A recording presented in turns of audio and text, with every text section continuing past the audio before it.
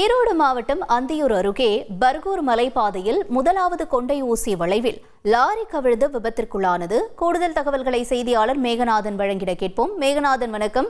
இந்த விபத்துல ஓட்டுநருடைய நிலை என்ன? மேலும் அங்க இருக்கக்கூடிய போக்குவரத்து தொடர்பான தகவல்களையும் பகிர்ந்துக்கோங்க. வணக்கம்.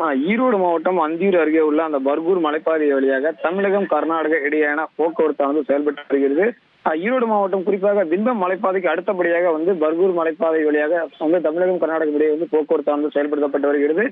திம்பம் மலைப்பாதையில் மாலை 6 மணிக்கு பிறகாக கனரக வாகனங்கள் அனுமதிக்கப்படாததன் காரணமாக கடந்த 2 வருடமாகவே பார்த்தோம்னால் தொடர்ந்து கர்நாடகாவிற்கும் தமிழகத்திற்கும் இடையே பயணிக்கக்கூடிய பல்வேறு கனரக வாகனங்களும் பர்கூர் மலைப்பாதை வழியாக இயக்கப்பட்டு வருகின்றன. இந்த நிலையில் பார்த்தோம்னால் இன்று கர்நாடகா மாநிலம் தும்கூரில் இருந்து கோயம்புத்தூர் மாவட்டம் பொள்ளாச்சிக்கு தேங்காய் நார் பிரிக்ஸ் ஏற்றி வந்த லாரி ஒன்று ஓட்டுநர் கேரளாவை சேர்ந்த ஹரிதாஸ் என்பவர் ஓட்டி வந்த போது பர்கூர் மலைப்பாதையில முதலாவது கொண்டை ஊசி வளைவில் வந்து கொண்டிருந்த போது லாரியானது வலதுபுற கொண்டை ஊசி வளைவில் திரும்பும் போது எதிர்பாராத விதமாக ஓட்டுநரின் கட்டுப்பாட்டை இழந்து விபத்திற்கு உள்ளானது. இந்த விபத்திற்கான முதல்கட்ட காரணம் என்று பார்த்தோமானால், அதாவது மலைப்பாதையில் பயணிக்கும் பொழுது பிரேக் ட்ரம்கள் சூடாகி பிரேக் பிடிக்காததன் காரணமாக வந்த லாரி வளைவில் திரும்பும் போது கட்டுப்பாட்டை இழந்து கவிழ்ந்ததாகவும் போலீசார் தரப்புல தகவல் தெரிவிக்கப்பட்டுள்ள நிலையில ஓட்டுநர் லேசான காயங்கள் உயிர் தப்பினார். தொடர்ந்து இந்த முதலாவது கொண்டை ஊசி வளைவில் அடிக்கடி இது போன்ற கனரக வாகனங்கள் கவிழ்ந்து விபத்துக்கு உள்ளாகக்கூடிய நிலைதான் நிலவி வருகிறது. ஆகவே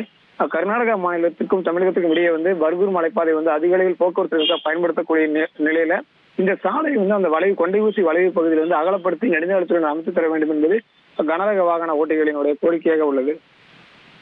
உங்களுடைய தகவல்களுக்கு நன்றி மேகநாதன். செய்திகளை உடனுக்குடன் தெரிந்து கொள்ள உடனே சப்ஸ்கிரைப் பண்ணுங்க.